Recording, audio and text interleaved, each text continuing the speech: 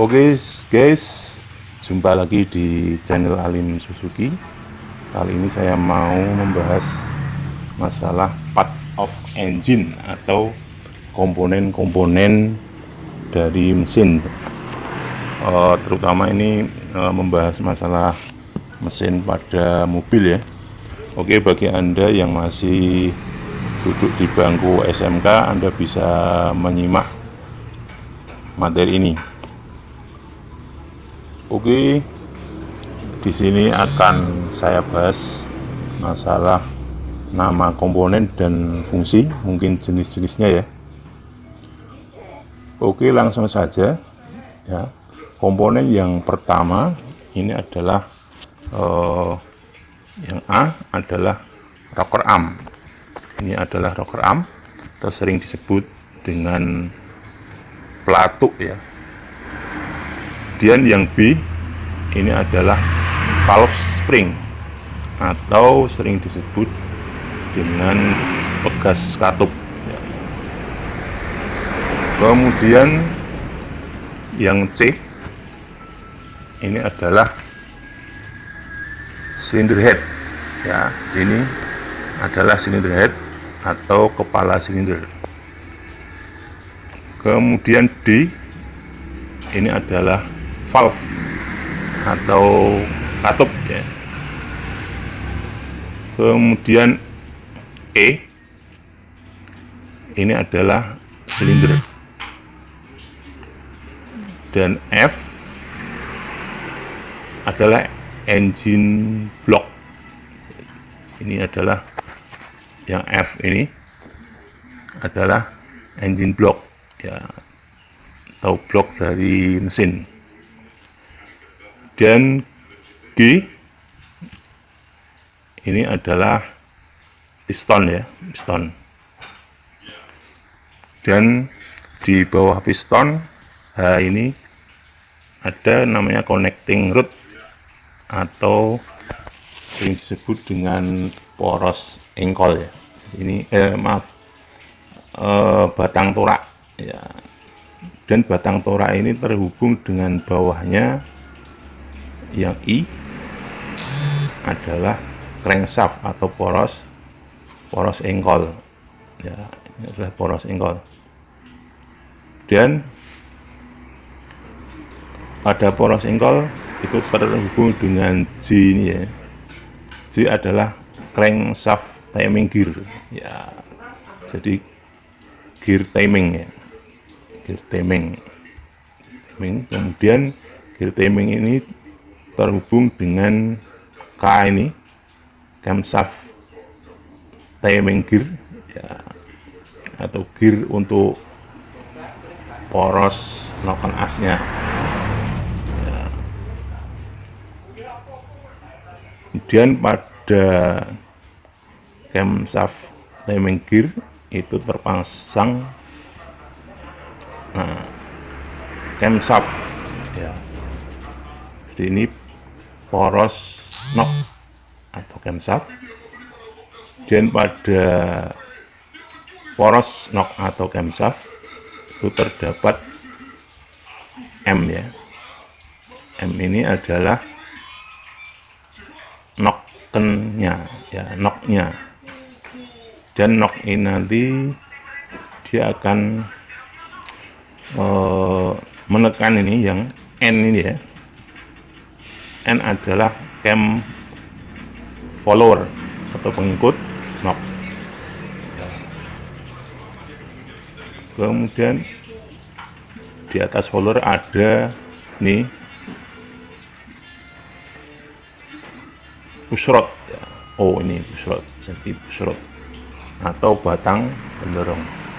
Nah, inilah bagian-bagian dari mesin ya untuk namanya. Oke, nanti akan kita lanjut ya.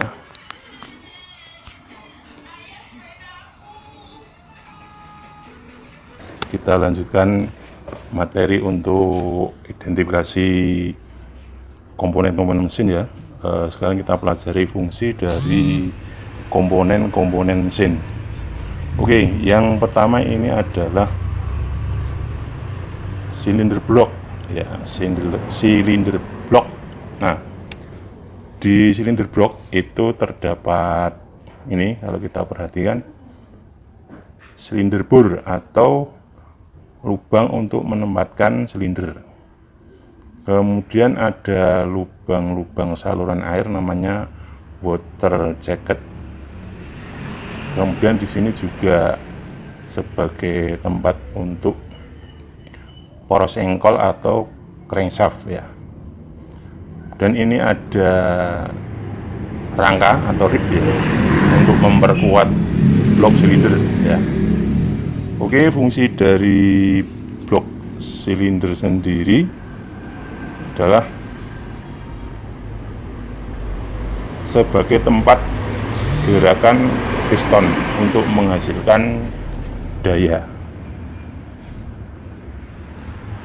Kemudian ya, jenis dari silinder blok ya, itu ada wet tipe atau tipe basah ya. Kemudian dry tipe atau tipe kering. Yang dimaksud tipe basah yaitu jika ini silinder bornya ini di sampingnya terdapat water jacket atau saluran-saluran untuk pendinginan air. Kalau dry tipe itu tidak ada saluran airnya. Oke guys, kita lanjut ya. Ya, sekarang adalah cylinder head. Nah, fungsi dari cylinder head itu yang pertama adalah sebagai tempat kedudukan dari intake and exhaust valve atau tempat kedudukan dari katup masuk atau intake dan katup buang. Dan yang kedua, fungsi dari cylinder head atau kepala silinder yaitu sebagai intake and exhaust manifold atau sebagai tempat untuk saluran masuk dan saluran buang. Yang ketiga, fungsi dari cylinder head atau kepala silinder yaitu sebagai tempat ruang bakar, yaitu atau combustion chamber. Dan yang berikutnya, yang keempat, yaitu di kepala silinder juga terdapat lubang-lubang untuk water jacket atau saluran untuk air pendingin. Kemudian nomor 5 berikutnya, fungsi dari cylinder head yaitu sebagai tempat kedudukan dari busi atau spark plug ya. Oke, kita lanjut guys ya. Ini adalah piston ya. Kita perhatikan, kita identifikasi bagian-bagian piston. Bagian yang paling atas ini adalah head atau kepala piston. Kemudian ya,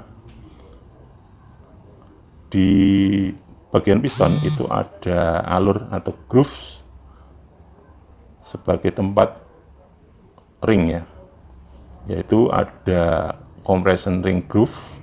Ini ada dua, jadi untuk ring kompresi sebagai alur ring kompresi, kemudian oil ring groove yaitu alur untuk ring oli atau oil ring groove. Kemudian bagian line itu bagian tepi dari groove atau alurnya. Kemudian di bagian alur ya, bagian yang segaris dengan alur oil ring groove itu terdapat drain hole ya, yaitu nanti berfungsi untuk ini mengetap oli yang terkikis ya. Kemudian di bawah drain hole itu ada bagian yang namanya piston pinhole atau lubang pen piston. Kemudian ada bawah lubang pen ada Scott atau semacam ya, kalau manusia pakai rok gitu ya. Oke, kemudian di piston pinhole itu terpasang di piston pin boss atau pennya itu terpasang pada bosnya. Oke guys, kita lanjut ya. Sedangkan fungsi piston sendiri ya, yang itu meneruskan tenaga hasil pembakaran ke poros engkol melalui batang piston ya. Oke, kita lanjut ring piston ring. Perhatikan ya, pada motor 4 tak ya itu terdapat ini 3 buah piston. Yang pertama adalah top ring atau ada yang menyebut first ring, yaitu ring yang terdapat pada paling atas bagian piston. Kemudian yang nomor kedua disebut ring kedua atau second ring ya. Dan yang ketiga adalah oil ring atau ring oli. Oke, kita identifikasi fungsinya. Nah, untuk top ring ya, ini berfungsi untuk atau sebagai ring kompresi, yaitu menahan kebocoran saat terjadi kompresi. Next, berikutnya second ring ya. Second ring itu berfungsi juga sebagai ring kompresi. Jadi dia kalau ring kompresinya karena ada celahnya, maka bagian celah yang dilalui oleh gas kompresi itu ditahan oleh ring yang kedua ini, sehingga tidak terjadi kebocoran. Dan berikutnya oil ring atau ring oli itu mempunyai 2 fungsi pokok. Yang pertama yaitu melapisi oli pada dinding silinder ya, agar kondisi antara silinder dan piston itu bisa rapat ya. Dan kecuali itu, untuk mencegah agar oli pada dinding silinder tidak masuk ke rong bakar, maka fungsi dari oil ring ini juga sebagai pengikis oli ya. Oke guys, nanti akan kita lanjut lagi.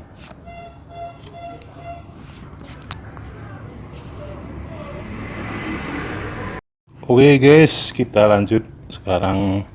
lanjutkan untuk crankshaft ya, atau sering disebut dengan poros engkol. Kita identifikasi sedikit ya. Di poros engkol ini terdapat ini bagian yang namanya oil hole ya. Jadi ada oil hole, yaitu lubang untuk saluran oli ya. Tujuannya untuk mengurangi gesekan antara pen poros engkol ini dengan bantalannya. Kemudian di poros engkol ini juga terdapat yang namanya ini balance wick, yaitu di samping ini ya, semacam pemberat. Nah, balance wick ini bekerja saat batang torak melakukan langkah tenaga, yaitu dorongan ke belakang. balance beam ini bekerja, dia cenderung bergerak ke depan melawan gerakan dari connecting rod ya. Oke, kita lanjut ya. Fungsi dari crankshaft atau poros engkol sendiri adalah mengubah tenaga gerakan bolak-balik piston menjadi tenaga putar. Oke, next. Sekarang ini adalah connecting rod atau batang torak ya, atau batang piston. Nah, kita singgung sedikit bagian-bagian dari connecting rod. Nah, mulai dari atas, ini bagian ujung yang kecil namanya small end.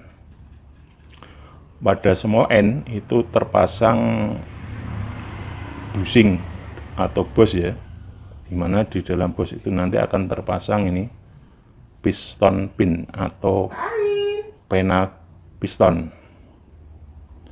Kemudian kita ke bawah, bagian yang bawah ini adalah bagian besar, disebut big end atau ujung yang besar. Nah, di dalam big end ini ada bantalan ini yang namanya metal, yaitu untuk mencegah atau mengurangi keausan dari pena engkol ya, dari pena engkol dengan batang torak sendiri. Kemudian ini adalah jenis split ya, jadi bantalan split ya, dimana ujung big end-nya ini ada bearing cap-capnya ya, untuk bantalan. Oke, next. Fungsi dari connecting rod atau batang torak sendiri adalah, yang pertama adalah untuk menghubungkan piston dengan poros engkol ya, dan sekaligus meneruskan tenaga dari piston ke poros engkol. Oke, next. Flywheel ya, atau ada yang menyebutnya roda gaya atau roda gila ya. Flywheel ini fungsinya ya, yang pertama adalah menyimpan tenaga atau menyimpan gaya, yaitu tenaga yang dihasilkan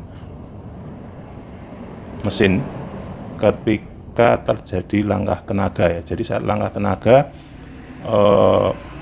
sebagian tenaga itu tidak digunakan untuk menggerakkan komponen mesin, tapi disimpan pada ini flywheel, dan itu nanti gaya yang tersimpan itu akan dikeluarkan pada saat langkah berikutnya. Jadi untuk motor 4 tak itu langkahnya itu yang pertama langkah isap, kemudian dikompresi, kemudian pembakaran dan tenaga ya. Nah, pada saat langkah tenaga inilah sebagian tenaga itu disimpan di flywheel dan digunakan untuk menggerakkan langkah-langkah berikutnya, yaitu selain langkah tenaga, yaitu langkah buang, isap ya, dan sebagainya. Oke. Kemudian fungsi selain menyimpan tenaga ya, flywheel ini juga membuat putaran lebih stabil ya. Jadi yang membuat putaran mesin lebih stabil itu adalah ini, salah satunya flywheelnya ini. Oke guys, sampai di sini ya pembahasan kita masalah tentang identifikasi mesin. Semoga bermanfaat. Apa? Sampai jumpa. Main apa?